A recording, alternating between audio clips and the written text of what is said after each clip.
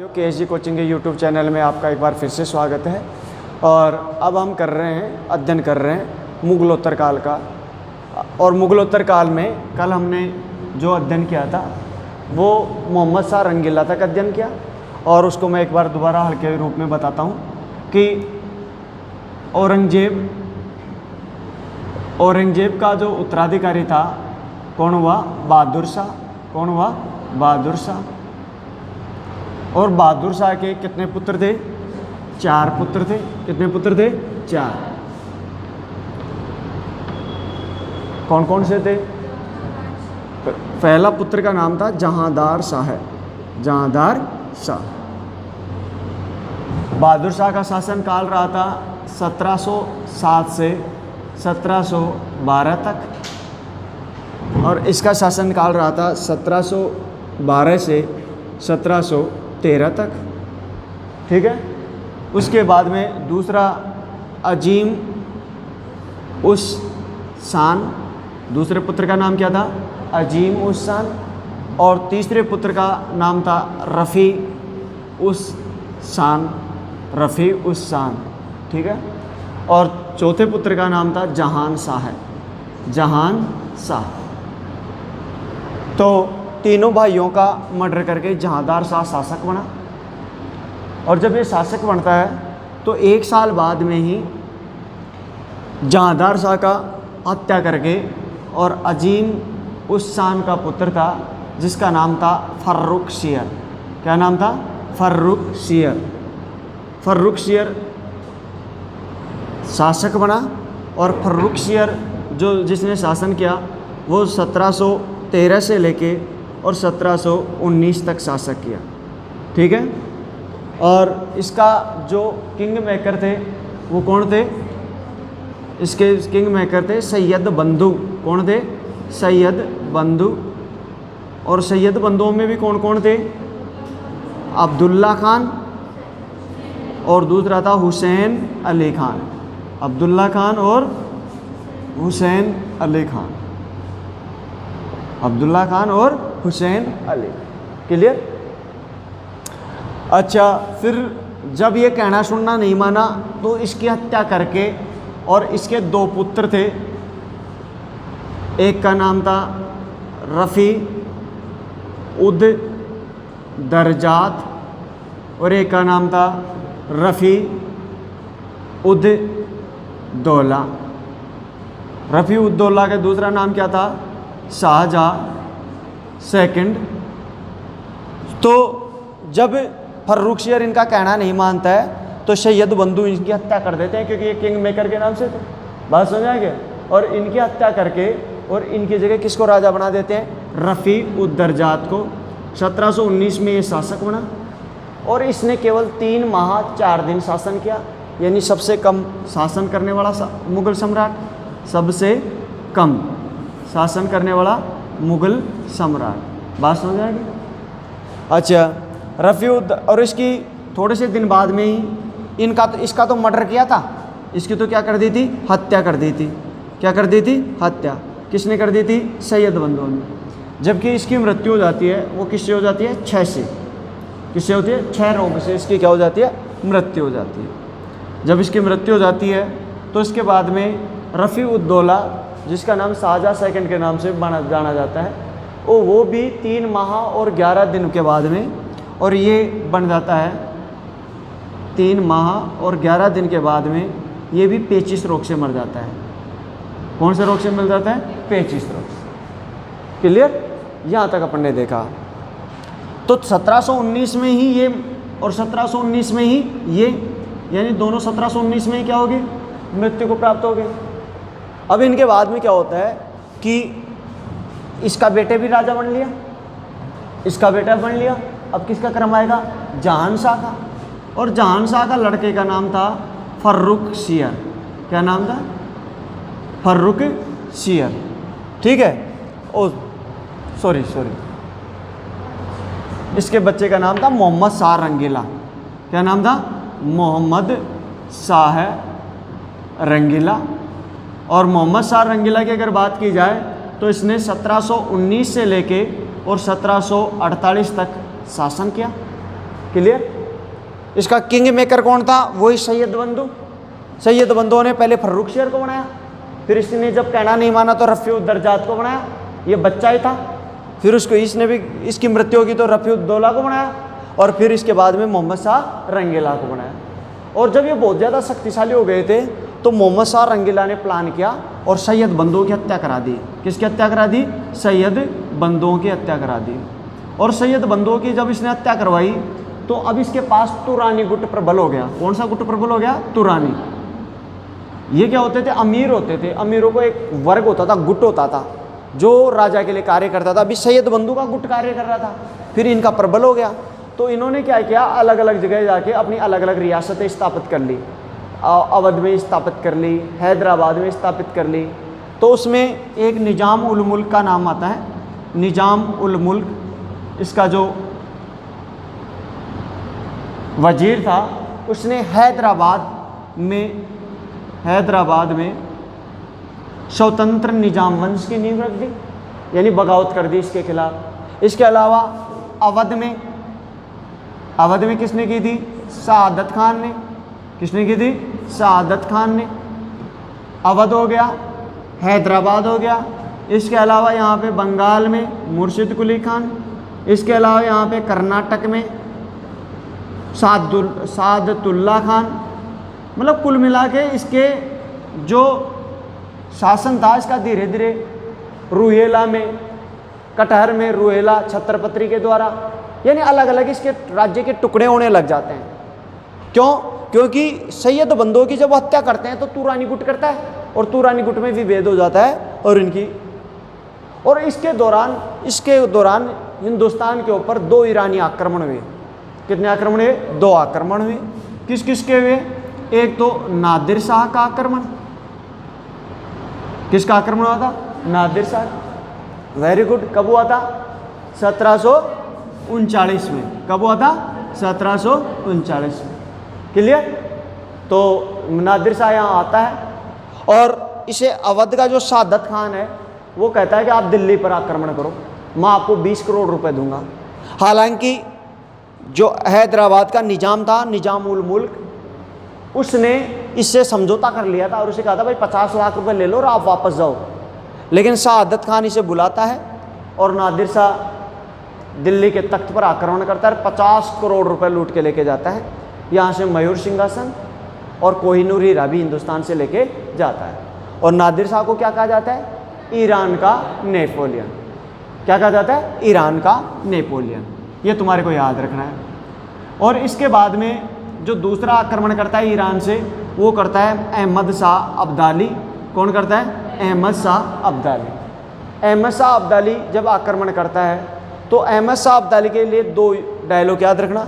इसे नादिर शाह का ये उत्तराधिकार था, तो इसे युग का मोती, क्या कहा था? युग का मोती या दुर्र-ए-दुर्रानी। युग का मोती या दुर्र-ए-दुर्रानी कहा था किसने? नादिर शाह ने। और ये मच्छीवाड़ा के पास में मणिपुर नामक स्थान पर युद्ध होता है और इस युद्ध का नेतृत्व मोहम्मद शाह रंगीला के पुत्र अहमद शाह ने किया। किसने किया? अहमद शाह। और अहमद शाह ने इस युद्ध में अहमद शाह अब्दाली को पराजित कर दिया। बात समझ आएगी? इसी युद्ध के दौरान 1748 में जो दूसरा अभियान था, उस दौरान ही मोहम्मद शाह रंगीला की मृत्यु हो जाती है। अब जब मोहम्मद शाह रंगीला की मृत्यु हो गई तो उसकी मृत्यु के बाद में शासक बनता है इसका पुत्र अहमद शाह। कौन बनता है? अहमद शाह। अहमद शाह के बारे में मैंने आपको पहले बता दिया। अहमद शाह के बारे में क्या था कि अहमद शाह ने अहमद शाह अब्दाली को क्या किया था? 1748 में क्या कर दिया था? पराजित। ये चीज़ तो आपको पहले देख लिया।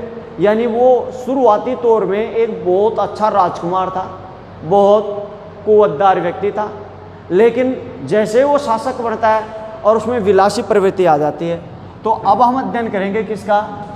अहमद शाह का। किसका करेंगे? अहमद शाह। अहमद शाह शासक कब बना था? 1748 से 1754 तक शासक बना। क्लियर। 1748 से 1754 तक जब ये शासक बनता है तो सबसे पहले देखो इसके एहतराम के जो लोग हैं, इसकी सबसे बड़ी कमी तो क्या थी कि अपने जीवन में इसने इतना कमा लिया था कि अब ये कमाने की स्थिति में नहीं था। इसने खूब युद्ध आक्रमण कर लिए थे। पिता के समय ही इसने अहमद शाह अब्दाली को पराजित कर दिया था। तो सबसे बड़ा तो ये याद रखना, रंगीला इसका नाम इसलिए पड़ा था मोहम्मद शाह रंगीला क्योंकि विलासी प्रवृत्ति का था। तो वो डायलॉग याद रखना, मूसा का जावड़ा कहीं खोद दीजिए, बिल्ली खोद दीजिए। तो ये जो मोहम्मद शाह रंगीला का जो लड़का था ये इससे भी बुरे आचरण का था। ऐसे कहते हैं कि हरम में महीनों तक पड़ा रहता था, महीनों तक, मतलब ये हरम से बाहर ही नहीं आता था। 2, 4, 6 महीने 12 महीने बाद में हरम से बाहर आ रहा है। जो जनाना खाना होता था जहाँ इनकी रानियाँ रहती थी वहीं तक महीनों तक पड़ा रहता था। तो सबसे बड़ी कमजोरी तो इसकी ये थी। अब देखो खुद हरम में पड़ा है तो शासन कार्य कोई ना कोई संभालेगा। तो शासन कार्य जो संभालता था वो कौन संभालता था? इसका वजीर। और इसका वजीर देखो, ये जो रियासत अलग हुई हैं, ये जो तुरानी गुट से ये रियासतें अलग हुई हैं, इनमें ही इनका वो रहेगा, वजीर रहेगा। बात समझ आ रही है? और इनका वजीर था अवध का सादत खान का लड़का था, अवध के सादत खान का लड़का था, और उसका नाम था सफदरजंग। कौन था? सफदरजंग। सफदरजंग जो था वो क्या करता था? इसका वजीर था, इसका सारे कार्य यही करता था। बात समझ आ रही? क्यों? क्योंकि अवध के नवाब सादत खान ने नादिर शाह को आक्रमण करने के लिए प्रोत्साहित किया था। बोला कि तू ऐसे कर, मैं तेरे को 20 करोड़ रुपए दे दूंगा, दिल्ली पे आक्रमण कर दे। और जब इसने दिल्ली पे आक्रमण करके लूटा तो बोला भाई 20 करोड़ दे। अब 20 करोड़ रुपए तो क्या देगा? तो उसने दुखी होकर आत्महत्या कर ली, क्योंकि रोज़ फ़ोन करके कोई परेशान कर दे तो कर्जा जब ज़्यादा बढ़ जाता है तो आत्महत्या कर ही लेते हैं। तो सादत की खान की जगह फिर कौन बन गया था? सफदरजंग। कौन बन गया था? सफदरजंग। तो सफदरजंग को अहमद शाह ने अपना क्या बना लिया? वजीर बना लिया। अब देखो वजीर तो प्रशासनिक कार्य संभालेगा, लेकिन हरम भी चलाना पड़ता है। बात समझ आ गया? हरम यानी पूरा घर का खर्चा भी तो चलाना पड़ता है ना, वो तो मेंटेन करना पड़ता है। तो इसका 2 प्रमुख सहयोगी थे, किसके? अहमद शाह के, जो इसका सारा शासन कार्य में अच्छा योगदान देते थे। एक तो राजमाता थी, और इस राजमाता का नाम था उद्दम बाई। क्या नाम था? उद्दम बाई। राजमाता क्या नाम था? उद्दम बाई। और इसे कबीला ए आलम की उपाधि दी गई थी। कबीला ए आलम, कबीला ए आलम की उपाधि दी गई थी। कबीला ए आलम की उपाधि दी गई। उद्दम बाई, अब जैसे मान लो कि वो हरम में है और हरम में अपनी रानियों के साथ है, तो हरम में वजीर भी नहीं जा सकता, कोई सैनिक भी नहीं जा सकता, कोई साइन चाहिए। तो साइन कराने के लिए कौन जाए? तो राजमाता जाएगी। समझ आ गया? तो एक चीज़ याद रखना कि राजमाता इसके लिए बहुत एक ऐतिहासिक रूप पे कार्य करती है और उसके पूरे हरम की व्यवस्था बना के रखती है। और एक दूसरा एक हिंजड़ा था, और हिंजड़ा इसका प्रमुख सहयोगी था। इसको भी हरम में आने की अनुमति थी, साइन वगैरह ये करवा के लेके जाता था। पूरा शासन ने कार्य कौन संभालता था? सफदरजंग। अब देखो यहाँ पे 2 आदमियों के बीच लड़ाई चलती रहती थी, अवध और हैदराबाद, अवध और हैदराबाद। क्योंकि हैदराबाद के निजाम उल मुल्क ने नादिर शाह को 50 लाख रुपए देके कह दिया था भाई आप वापस चले जाओ। समझ आ गया? लेकिन अवध के सादत खान ने उसे कहा कि मैं तेरे को 20 करोड़ रुपए दूंगा, तू वापस आक्रमण कर। बात समझ आ गई? कहा था नहीं कहा था? तो यहाँ क्या हुआ कि दुश्मन के लड़के को इसने अपना वजीर बना दिया। देखो तो निजामुल मुल्क का लड़का बड़ा परेशान हुआ, बोला मेरे पिता ने आपके पिता की सहायता की थी, जब दुश्मन आक्रमण करने आया था तो 50 लाख रुपए देके हमने उसे वापस भेजा था, लेकिन जिसके पिता ने यानी सादत खान ने आक्रमण कराया तो उसी को वजीर बना रखा है। तो उसने क्या किया कि निजाम उल मुल्क का लड़का था जिसका नाम था इमाद उल मुल्क। क्या नाम था? इमाद उल मुल्क। इसका वास्तविक नाम तो गाजिउद्दीन था। वास्तविक नाम तो क्या था? गाजिउद्दीन था इसका वास्तविक नाम। ठीक। तो इमाद उल मुल्क ने इसके ऊपर आक्रमण किया और किसके साथ लेके किया? मल्हार राव होलकर। किसको साथ लिया? मल्हार राव होलकर। अब देखो उस टाइम मराठे इतने शक्तिशाली थे, मराठों का कोई दमन नहीं कर सकता था। मराठों में बहुत ज़्यादा ताकत थी। तो इमाद उल मुल्क ने सफदरजंग की हत्या कर दी और खुद वजीर बन गया। खुद क्या बन गया? वजीर बन गया। बात समझ आ गई?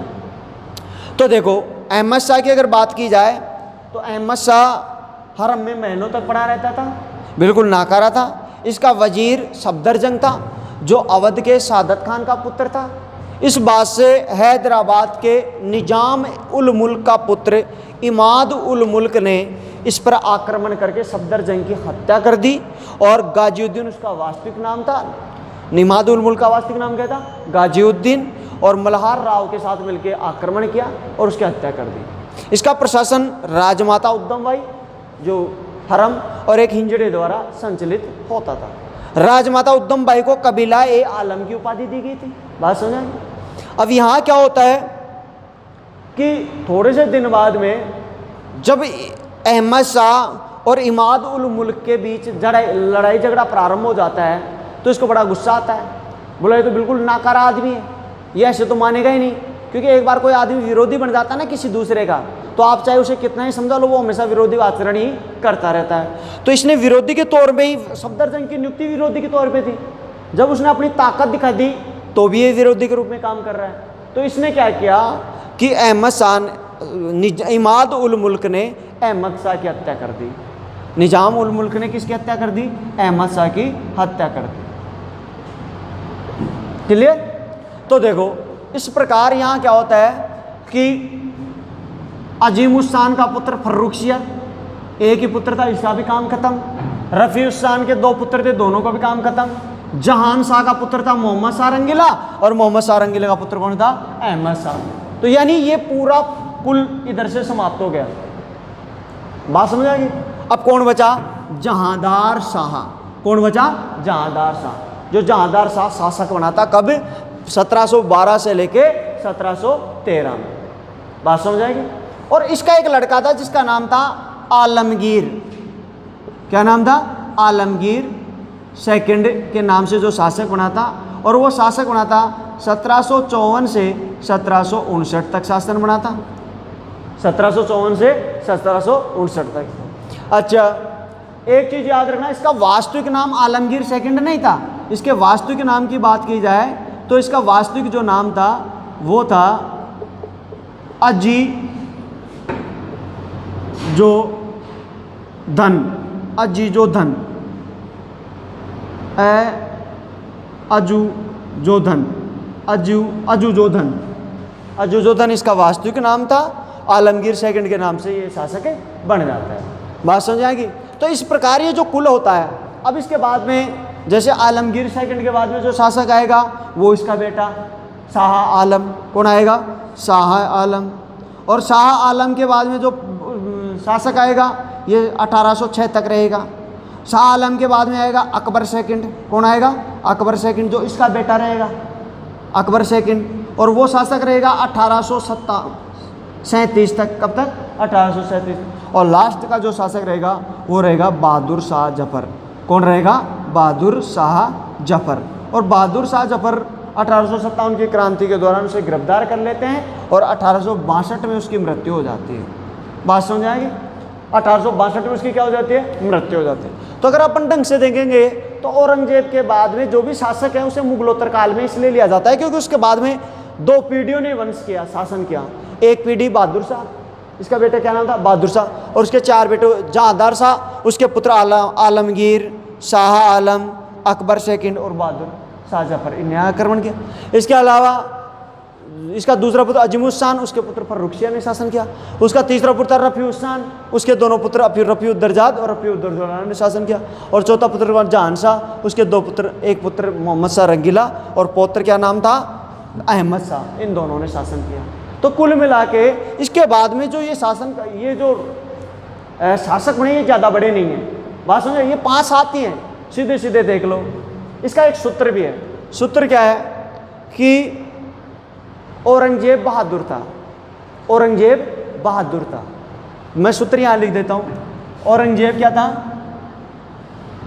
औरंगजेब बहादुर था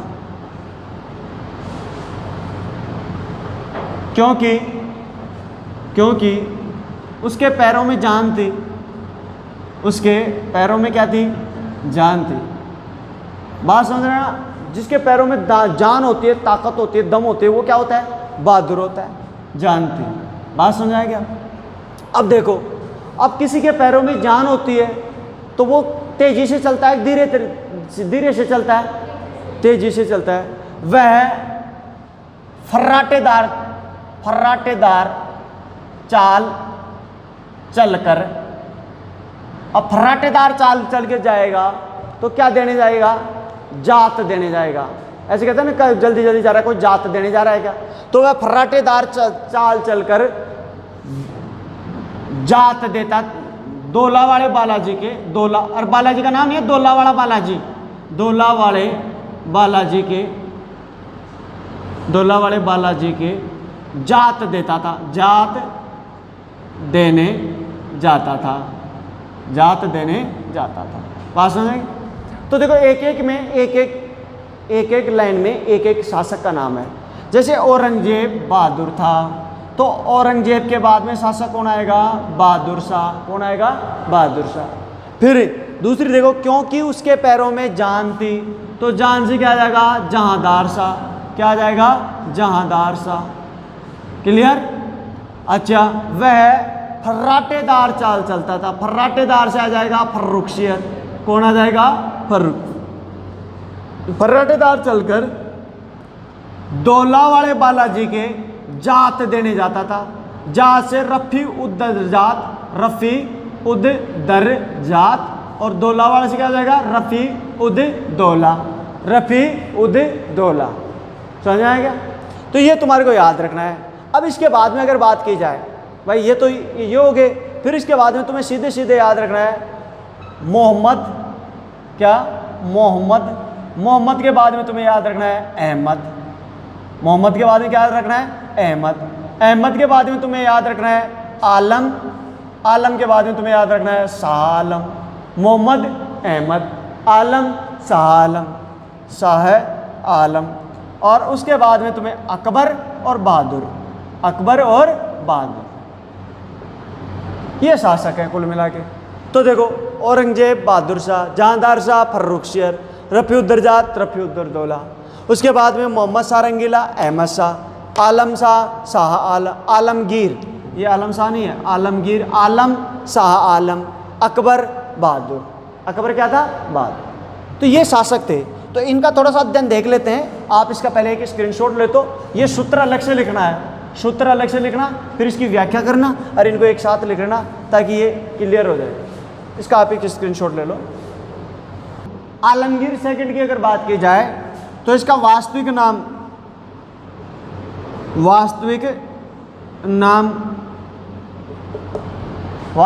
क्या था इसका?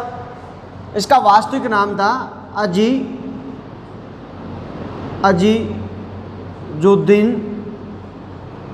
अजीजुद्दीन, इसका वास्तविक नाम था। ठीक है। और जब ये शासक बनता है तो इसका वजीर कौन था? वजीर कौन था? इमाद उल मुल्क। कौन था? इमाद उल मुल्क। ये कहाँ का था वैसे? हैदराबाद का। कहाँ का था? हैदराबाद। हैदराबाद का जो नवाब था निजाम उल मुल्क, इसका वास्तविक नाम क्या था?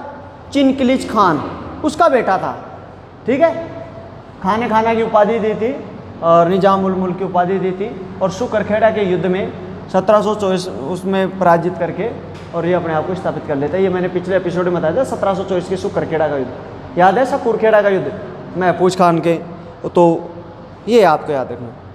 अब होता क्या है कि इस दौरान जो विदेशी आक्रांता था वो कौन था? ईरान वाला।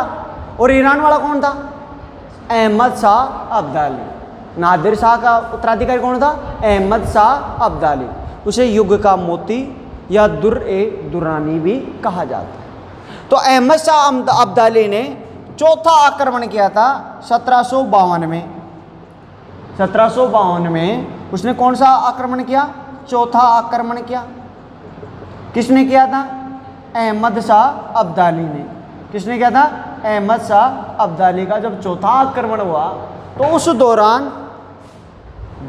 जो आलमगीर सेकंड था ये बुरी तरीके से परास्त हुआ और हिंदुस्तान के बहुत बड़े भूभाग पर किसका अधिकार हो गया? अहमद शाह अब्दाली का। अहमद शाह अब्दाली की अगर बात की जाए तो उसने पंजाब के अलावा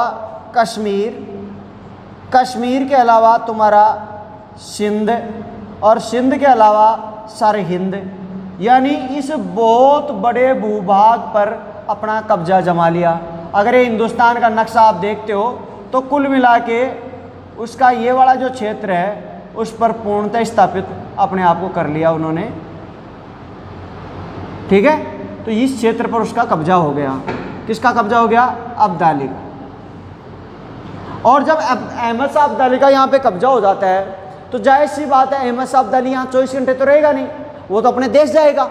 तो जब देश जाएगा तो कहीं ना कहीं यहाँ पे अपना कोई प्रतिनिधि नियुक्त करके जाएगा। तो उसने अपना प्रतिनिधि, यानी प्रतिनिधि जिसे सैनिक, जिसे सेनापति को कहते थे मीर बख्शी, क्या कहते थे? मीर बख्शी। तो उसने अपना मीर बख्शी जो नियुक्त किया वो रुहेला सरदार था और उसका नाम था नजीब खान। रुहेला सरदार, उसका नाम क्या था? नजीब खान, जिसे इतिहास में नजीबोदौला के नाम से जाना जाता है। किसके नाम से जाना जाता है? नजीबोदौला के नाम से इतिहास में जाना जाता है। उसको अपना सेनापति नियुक्त किया। मीर बख्शी का मतलब क्या हो गया? सेनापति नियुक्त किया। और यहाँ से जब ईरान वापस चला जाता है तो अभी क्या होता है कि जो आलमगीर सेकंड था वो कहीं ना कहीं इस मीर बख्शी रुहेला सरदार से अपना समझौता स्थापित करके रहना चाहता था। इस बात को लेके आलमगीर सेकंड और वजीर इमाद उल मुल्क के बंदे क्या हो जाती है? टकराट हो जाती है। इमाद उल मुल्क ये चाहता था कि आप रुहेला सरदार नजीब खान को यहाँ से हटाओ और यहाँ अपना वापस कब्जा करो। तो इसने कहा बड़ा बेवकूफ़ किस्म का आदमी हो यार आप मेरे को ये बताओ कि आपसे दिल्ली का तख्त चलता नहीं, आप हरम में पड़े रहते हो और आप कहते हो तो इसको भी जीत लो, इसको भी जीत लो। भाई आदमी खुद ताकतवर हो तभी तो जीतेगा, अब सेनापति कितना लड़ेगा? इस बात पे जब दोनों की लड़ाई जो होती है आलमगीर के और वजीर इमाद उल मुल्क के, तो वजीर इमाद उल मुल्क ने किसकी हत्या कर दी? आलमगीर सेकंड की हत्या कर दी। बात समझ आ गई? और आलमगीर सेकंड की हत्या करके और उसके बाद में उसके पुत्र को शासक बनाया जिसका नाम था शाह आलम सेकंड। और ये शासक बना था 1759 से 1806 तक शासक रहा था। 1759 से 1806 तक शासक रहा था। 1759 से 1806 की शासक बनने की बात देखें, इसमें इसका वास्तविक नाम की बात की जाए, वास्तविक नाम तो इसका वास्तविक नाम था अली गौहर। क्या नाम था? अली गौहर। और जब ये शासक बनता है उस टाइम ये बिहार का सूबेदार था। कहाँ का सूबेदार था? बिहार। यानी इसका जो पिता था इसको बिहार का सूबेदार नियुक्त कर रखा था। तो इसका राज्याभिषेक कहाँ होता है? राज्याभिषेक कहाँ होता है? बिहार में। कहाँ होता है? बिहार में। और राज्याभिषेक वहीं पे हो जाता है बिहार में। और इस दौरान क्या करता है कि जब वो दिल्ली आता है उससे पहले ही काम बख्श का एक पोता था जिसका नाम था शहनशाह। काम बख्श का एक पोता था, काम बख्श का पुत्र क्या नाम था? शहनशाह सेकंड ने तख्त पर अधिकार कर लिया। किस पर अधिकार कर लिया? तख्त पर अधिकार कर लिया। हालांकि शासक यही है, फरमान इसके नाम से जारी हो रहे हैं, लेकिन तख्त पर अधिकार किसका कर लिया? काम बख्श का अधिकार हो गया। बताओ कैसे किस्म के राजा हैं, नाम मात्र के शासक हैं बाद वाले। अब इनको पढ़ना है बस। तो ये अपने आप को बिहार में राज तिलक करके राज्याभिषेक करा दिया। इतिहास में 1759 से 1806 तक ये राजा रहा, लेकिन सच में देखा जाए तो ये राजा रहा ही नहीं। ये राजा रहा ही नहीं। कैसे नहीं रहा इसको भी देखते हैं। देखो तो पहले तो काम बख्श के छोरे ने कर लिया, ये तो तुम्हारे को समझ आ गया। फिर 1764 में एक युद्ध हुआ था, तुम्हारे को याद हो तो, इतिहास में हम आगे पढ़ेंगे। क्या नाम था? बक्सर का युद्ध। कौन सा युद्ध हुआ था? बक्सर का युद्ध। और बक्सर के युद्ध की अगर बात की जाए तो बक्सर के युद्ध में किस किस ने भाग लिया था? बंगाल का मीर कासिम। बंगाल का कौन था? मीर कासिम। एक था अवध का शासक कौन था? शुजाउद्दौला। कौन था? शुजाउद्दौला। और एक दूसरा कौन था? मुगल सम्राट। कौन सा सम्राट? मुगल सम्राट। और मुगल सम्राट कौन था तुम्हारा? कौन था? शाह आलम सेकंड। वर्सेज, और वर्सेज में कौन था? मुनरो। कौन था? मुनरो। हेक्टर मुनरो अंग्रेजों का सेनापति था। हेक्टर मुनरो ने बंगाल के मीर कासिम, अवध के शुजाउद्दौला और मुगल सम्राट शाह आलम सेकंड को पराजित किया बक्सर के मैदान में, ठीक। और इसको पराजित करके और यहाँ से एक संधि करता है, इलाहाबाद की संधि। कौन सी संधि? इलाहाबाद की संधि। और इलाहाबाद की संधि अवध के शुजाउद्दौला से भी करता है और मुगल सम्राट शाह आलम सेकंड से भी करता है, ठीक है। और दूसरी संधि मीर कासिम से की, और उसके तहत जो वास्तविक जो दीवानी अधिकार थे वो तो खुद ले लिया, दीवानी यानी पैसे टके के, और फौजदारी अधिकार किसको दे दिया? बंगाल के बादशाह को दे दिया, नवाब को दे दिया। यानी लड़ाई लड़ेंगे तो तुम सुलटाओ और मैं क्या करूँगा? पैसे इकट्ठे करूँगा। तो ये तीन जनों ने मिलकर, हिंदुस्तान की तीन बड़ी शक्तियों ने अंग्रेजों पर अधिकार आक्रमण किया था। उसे इतिहास में बक्सर का युद्ध कहा जाता है और इसमें बुरी तरीके से परास्त हो गए थे। इस युद्ध में हारने के बाद में मुगल सम्राट शाह आलम सेकंड को अंग्रेजों को बड़ा गुस्सा आता है और अंग्रेजों ने 64 लाख की पेंशन देकर और इलाहाबाद में रख दिया। इलाहाबाद और कड़ा जिला दे दिया। इलाहाबाद और कड़ा, ये यूपी में पड़ते हैं, कड़ा का किला और इलाहाबाद का। और इलाहाबाद में ही याद रखना रूमी दरवाज़ा। कौन सा दरवाज़ा? रूमी दरवाज़ा। इतिहास में भी क्वेश्चन पूछा गया था, वो भी याद रखना। मैंने आपको पहले ही बताया था, इलाहाबाद के किले में कौन सा दरवाज़ा है? रूमी दरवाज़ा। तो यहाँ पे मुगल सम्राट को यहाँ पे रख देते हैं, इसका पेंशनर बना देते हैं। दूसरी तरफ दिल्ली की तरफ वापस लौट जाओ। तो दिल्ली की तरफ वापस लौटे तो जो रुहेला सरदार नजीब खान था, नजीबुद्दौला, उसने 1761 से लेके और 1769 तक दिल्ली में अधिकार कर लिया और दिल्ली पर तानाशाही शासन स्थापित किया। कौन सा शासन स्थापित किया? तानाशाही। बात समझ आएगी भाई? सेनापति या सेना जब तख्त पर अधिकार कर लेती है तो उसे तानाशाही शासन व्यवस्था कहते हैं। जब नियम के विरुद्ध जाके, जब नियम के विधि के विरुद्ध जाकर तख्त पर अधिकार किया जाता है तो उसे क्या कहा जाता है? तानाशाही। जैसे बाप के बाद में बेटा, ये नियम विधि के अनुसार है। भाइयों में जो सबसे काबिल होगा मार के बनेगा, वो भी विधि अनुसार है। लेकिन सेना अगर राज करेगी तो उसे कौन सा शासन कहेंगे? तानाशाही। तो 1761 से लेके और 1769 तक यानी 9 साल तक दिल्ली के तख्त पर किसका अधिकार रहेगा था? रुहेला सरदार नजीबुद्दौला। बात समझ आ गई? तो देखो पहले तो किसका अधिकार रहा? काम बख्श के पोते शहनशाह सेकंड का। फिर उसके बाद में किसका अधिकार हो गया? नजीबुद्दौला का। किसका? नजीबुद्दौला का। फिर किसका अधिकार हो गया? तुम्हारा वापस इसका। फिर इसको जो महादेव,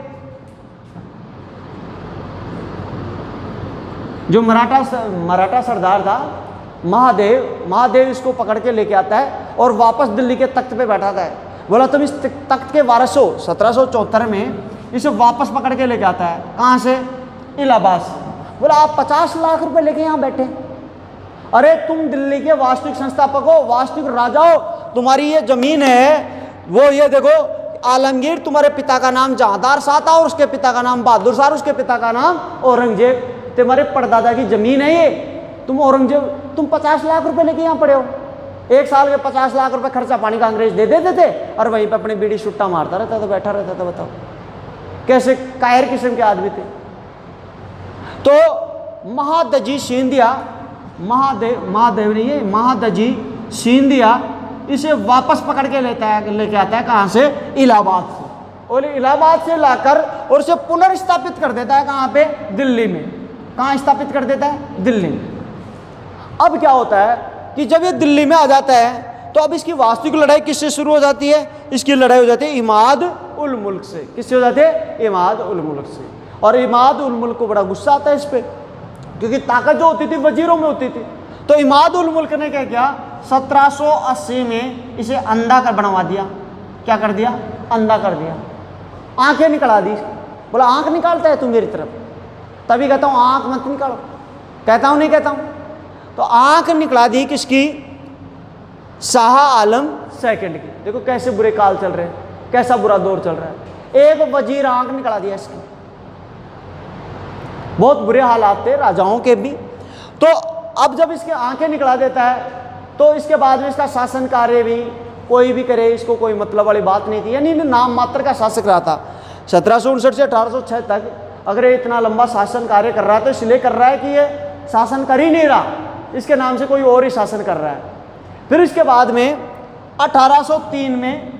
1803 में दिल्ली पर अंग्रेजों ने पुनः अधिकार कर लिया और 1803 से लेके और 1806 तक दिल्ली पर किसका कब्जा रहा? अंग्रेजों का। किसका कब्जा रहा? अंग्रेजों का। बात समझ आ गया? अंग्रेजों का ये कब्जा था और ये वहाँ पे नाम मात्र का शासक था और ये कहता था भाई आप छोड़ के मत जाना, मेरे को छोड़ के मत जाना वरना ये दुश्मन खा जाएंगे मेरे को। तो अपनी जो ज़िंदगी है वो ज़्यादा खुशी है बजाय इन शासकों की। ये जिल्लत वाले शासक हैं उसके बजाय अपनी ज़िंदगी ज़्यादा खुशहाल है क्योंकि अपनी स्वतंत्र ज़िंदगी है। बात समझ आ गई? तो आप इसका एक स्क्रीनशॉट ले लो क्योंकि इसमें देखो मैंने जहांदार शाह का पुत्र आलमगीर सेकंड करवाया है जिसका वास्तविक नाम अजीजुद्दीन था। इसका वजीर इमादुल मुल्क हैदराबाद का निज़ाम था। 1752 में अब्दाली के चौथे आक्रमण के समय इसने पंजाब, कश्मीर, सिंध और सरहिंद को जीतकर अपना सेनापति मीर बख्शी यानी सेनापति किसको नियुक्त कर दिया था इसने? रुहेला सरदार नजीब खान या नजीबुद्दौला को। फिर इसके बाद में क्या होता है कि जब इन दोनों के मध्य लड़ाई होती है तो वजीर इमादुल मुल्क ने आलमगीर सेकंड की हत्या कर दी और उसकी जब हत्या करता है तो इसका वास्तविक उत्तराधिकारी कौन था? शाह आलम सेकंड जो कि बिहार का सूबेदार था। बिहार में इसका राज तिलक किया जाता है। लेकिन यहाँ पे दिल्ली के तख्त पर कामबख्श का पोता जिसका नाम था शहनशाह सेकंड गद्दी पर बैठ जाता है। वहाँ से आता है, लौटता है, बड़ी मुश्किल से अपना तख्त प्राप्त करता है और जब तख्त प्राप्त करता है उसके थोड़े से दिन बाद में 1761 में पुनः जो मीर बख्शी था नजीबुद्दौला ने अधिकार कर लिया। अब ये वैसे बेरोजगार हो गया था, ये इसका तख्त तो चला ही गया था, ये बेरोजगार हो गया तो ये अपने मित्र के पास चला जाता है। और इसका मित्र कौन था? अवध। कौन था? अवध। और अवध का शासक कौन था? शुजा-उद-दौला। तो 1764 में अवध का शुजा-उद-दौला, बंगाल का मीर कासिम और मुगल सम्राट शाह आलम सेकंड ने एक युद्ध किया अंग्रेजों से जिसे कहते हैं बक्सर का युद्ध। और इस युद्ध का नेतृत्व किया था हेक्टर मुनरो ने। मुनरो ने इन तीनों सेनाओं को पराजित किया और एक संधि की जिसे कहते हैं इलाहाबाद की संधि। कौन सी संधि? इलाहाबाद की। इलाहाबाद की संधि ना अवध के शुजा-उद-दौला से की, शुजा-उद-दौला से तो उसने इलाहाबाद और कड़ा जिला ले लिया, ठीक। और मुगल सम्राट से अवध की इलाहाबाद की संधि करके और अवध और इलाहाबाद का कड़ा किला दे दिया, भाई तू यहाँ पे रहेगा आराम से, कोई दिक्कत वाली बात नहीं, तेरे को 50 लाख रुपए दे देंगे, खर्चा पानी दे देंगे यहीं पे रहकर आराम से। बोला बड़ी खुशी की बात है, बहुत टेंशन मिट गई मेरी, जन्मों जन्मों की टेंशन आपने मेरी ख़त्म कर दी। बात समझ आ रही? लेकिन देखो अब दुश्मन पीछा नहीं छोड़ते। एक तरफ ये खुश था, इलाहाबाद में अच्छी ज़िंदगी कट रही थी इसके, आराम से रूमी दरवाजे के पास बैठा रहता था, अच्छा डेकोरम था इसका, खर्चा पानी चल रहा था, कई बार दाल पानी के पैसे नहीं रहते थे लेकिन फिर भी चल रहा था काम। लेकिन फिर भी महादजी सिंधिया ये जो मराठा थे वो अपनी महत्वाकांक्षा के लिए 1774 में उसे उठाता है, पकड़ के लेके आता है। बोला कहाँ लेके जा रहा है? दिल्ली चल। बोला क्यों? कि बेवकूफ़ तेरी जगह ये नहीं, अरे तेरे बाप दादाओं की ज़मीन ये है, दिल्ली का तख्त का वारिस है। बोला दादा मैंने बड़े कुंजान हूँ, मैं दुश्मना के बीच मन लेट जाए, मैं बहुत दुखी हूँ, कांटा मैंने मराओ से दोबारा कांटा पिटाओ से, हमारी शान फिट कराओ से। अब इसको पीट पाट के लिया है महादजी सिंधिया। मराठे बड़े खतरनाक थे उस जमाने में और मराठों के आगे सब कांपते थे। महादजी सिंधिया ने लाकर वापस तख्त पे बिठा दिया, धमाड़। बात समझ आएगी? अब आया वही गुटबंदी शुरू। कौन? किससे? इमादुल। रोजाना लड़ाई। और उसकी तरफ एक बार ऐसे देख लिया, बता दूंगा तेरे को, और इमादुल मुल्क ने उसकी आंखें निकला दी, ले संभाल, और उसे गोटी खेलने, आंखों से क्या खेलने लग गया? गोटी खेलने लग गया। बात समझ आ रही? तो इमादुल मुल्क ने जब इसकी आंखें निकाल दी 1780 में अंधा बना दिया। और अंग्रेजों ने क्या किया? 1780 में दिल्ली पर आक्रमण करे, उस पर अधिकार किया और 1803 से 1806 तक दिल्ली के तख्त पर यह अंग्रेजों का दिनस्त के रूप में कार्य किया। बात समझ आएगी? आप इसका एक स्क्रीनशॉट ले लीजिए, स्क्रीनशॉट ले लीजिए आप इसका। इसमें फैक्ट दोबारा देख लेना। शाह आलम सेकंड को 1772 में महादजी सिंधिया ने स्थापित किया था। 1772 में, 74 नहीं है, वो भी मिस्टेक था। 1772 में महादजी सिंधिया इसने वापस लेके आया था सिंधिया ने। और 1780 में गुलाम कादिर ने इसे अंधा बनवाया था। और गुलाम कादिर नजीबुद्दौला का पुत्र था। नजीबुद्दौला का क्या था? पुत्र था। समझ आएगा? ये तुम्हारे को याद रखना है। गुलाम कादिर और 1772 में कौन? महादजी सिंधिया। कौन था? महादजी सिंधिया। और जो इसका शासनकाल रहा था किसका? वो 1761 से 1770 तक रहा था। 1761 से 70, 9 वर्ष हो गया ना? 9 वर्ष इसका शासनकाल रहा था। किसका? रुहेला सरदार। रुहेला सरदार। समझ आएगा? ओ सॉरी, इसका नाम था इमाद उल मुल्क का पुत्र, और ये था नजीबुद्दौला। नजीबुद्दौला, ठीक है? नजीबुद्दौला, ये दोनों नजीबुद्दौला ही थे। नजीबुद्दौला, इमाद उल मुल्क ने नहीं, नजीबुद्दौला के पुत्र गुलाम कादिर ने इसे अंधा बनवाया था। एक तो तुम्हें ये याद रखना है। और एक रुहेला सरदार जो नजीबुद्दौला था, उसने 1761 से 1717 तक 70 तक यानी 9 वर्ष शासन किया था। ये तुम्हारे को 2 चीज़ें याद रखनी है। क्लियर? तो शाह आलम सेकंड के बाद में, यानी आलमगीर सेकंड के बाद में कौन बना? शाह आलम सेकंड। और शाह आलम सेकंड के बाद में शासक बनता है, उस शासक का नाम क्या था? अकबर सेकंड। क्या नाम था? अकबर सेकंड। अकबर सेकंड जो शासक होना था वो 1806 से लेके और 1837 तक शासक रहा। 1806 से लेकर 1837। अब इसके बारे में देख लो।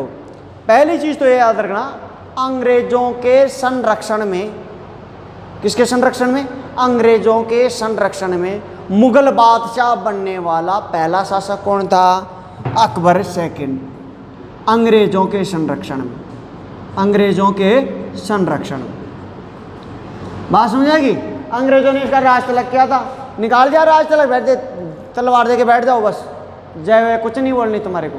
और इसका जो शासन कार्य था वो केवल दिल्ली के लाल किले तक फैल गया था। दिल्ली के लाल किले के अंदर ही रहता था बस, ये बाहर घूमने फिरने का नाम इसका नहीं था। ठीक है? इसके अलावा एक चीज़ आपने अच्छे से पढ़ा होगा कि इसने राजा राम मोहन राय को, राजा राम मोहन राय को किसकी उपाधि दी थी? को राजा की उपाधि दी थी। किसकी उपाधि दी थी? राजा की।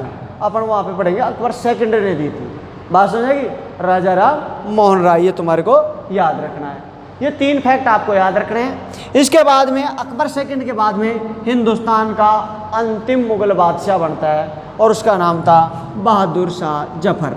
बहादुर शाह जफर।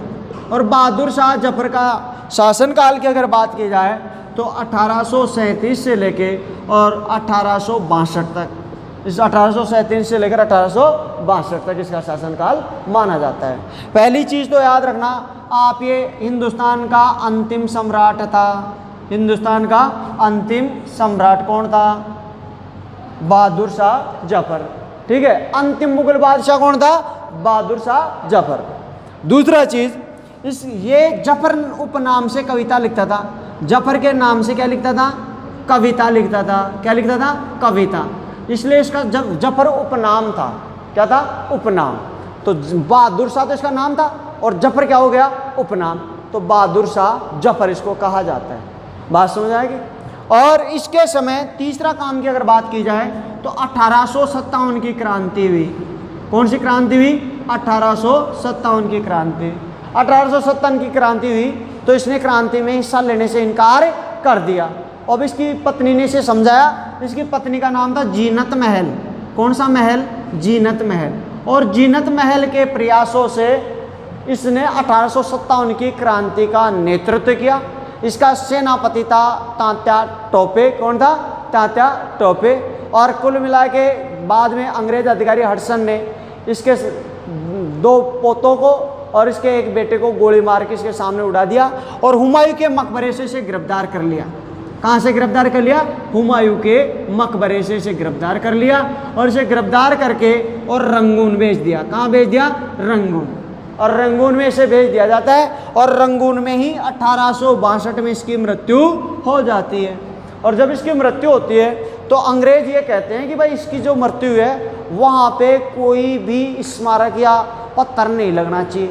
तो उसको ज़मीन के अंदर दफना के, और जब ये दफनाया गया, इसका एक बेटा था, इसकी पत्नी थी, और ये इनके सामने 2-3 आदमियों के सामने इसे दफनाया जाता है।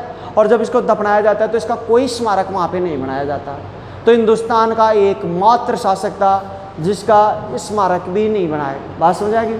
फिर बाद में जब 1882 में जीनत महल की मृत्यु होती है, तो जीनत महल ये इच्छा जाहिर करती है कि मेरी जो कब्र है वो मेरे पति के पास मेरा शव दाह किया जाए।